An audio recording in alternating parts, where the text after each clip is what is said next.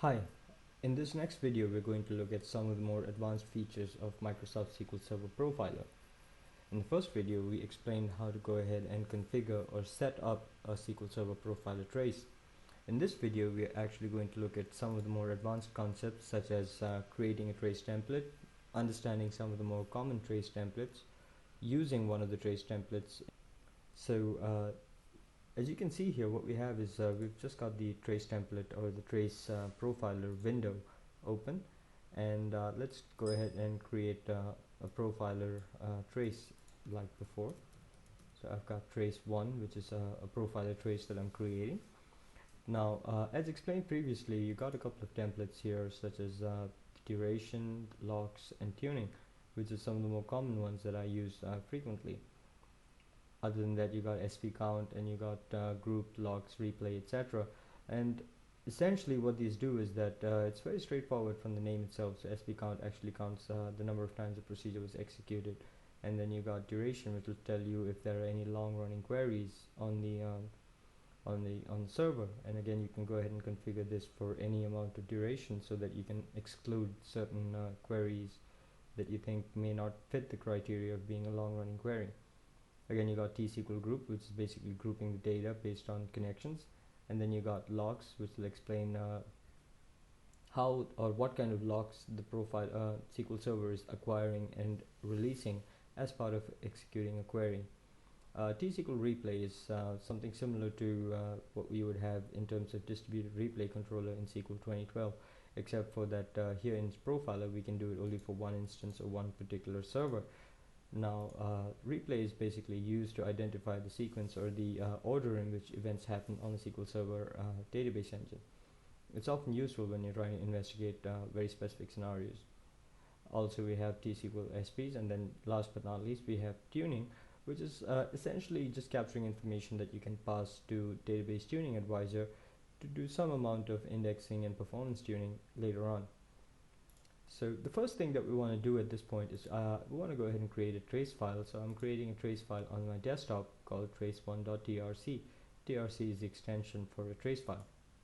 Now what this essentially does is that it logs or captures the information and records it into a trace file so that I can replay it or basically just rerun the trace file at a later point in time. It's especially useful when you're trying to capture events over a long period of time and you want to monitor or review that data at your convenience later on. So again, when you set a file here, when you set up a trace file here, you'll see that some of the options become enabled. For example, you've got the maximum size, and by default it's 5 MB. The idea here is that this one trace file is going to be 5 megabytes in size, after which it does have the option to go ahead and roll over, which means that it'll go ahead and create additional files of 5 MB. If you uncheck this, it basically means that the trace will stop as soon as this particular file reaches 5 MB in size. It's a good idea to go ahead and enable file rollover along with the stop time so that you can control the fact that the trace does not run indefinitely and consume too much space. Also, you can go ahead and disable this if you're looking for a very specific event and you have complete control over what is being captured. So it's generally a good idea to go ahead and capture this data in a trace file so that you can move it around rather than go ahead and store it in a table, because again, a table is essentially just capturing the information inside a database, and when you're capturing a large amount of data and inserting it into the table, log file size, etc. needs to be accounted for. So now that we've gone ahead and configured a trace file, so I'm just going to leave it at the 5 MB default, and I'm not going to enable file rollover. This date is fine because I know I'm going to stop this trace anyway before it reaches this time, so it's okay.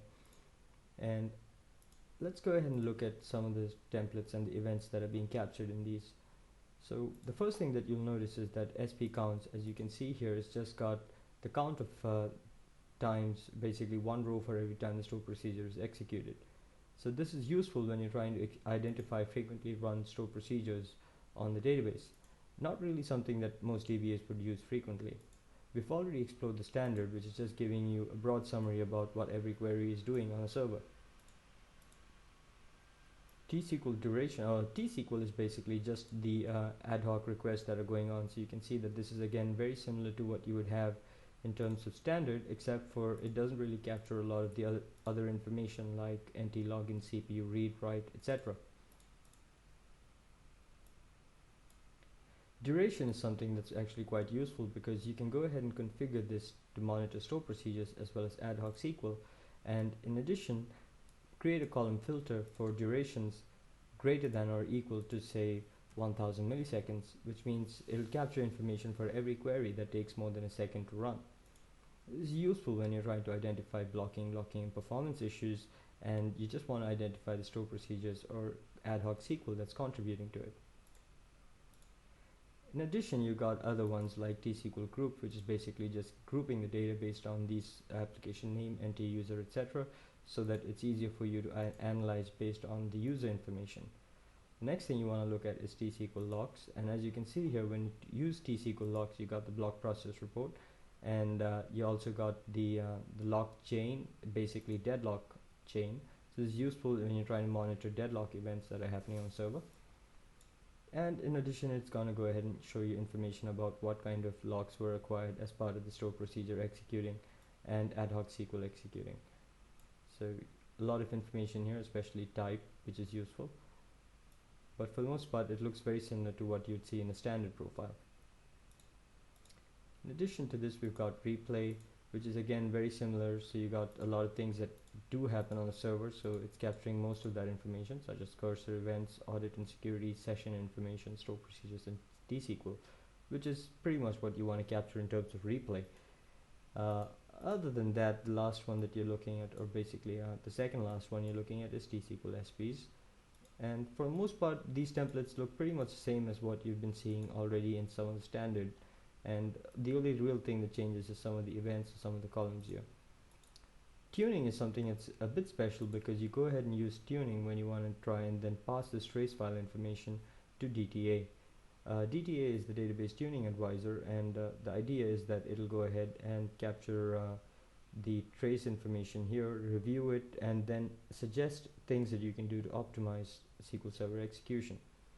So let's go ahead and just select tuning at the moment and then run the trace. At this point, the trace is running, but there's really not much going on. So let me go ahead and execute a store procedure or a SQL query to go ahead and execute or fetch some data.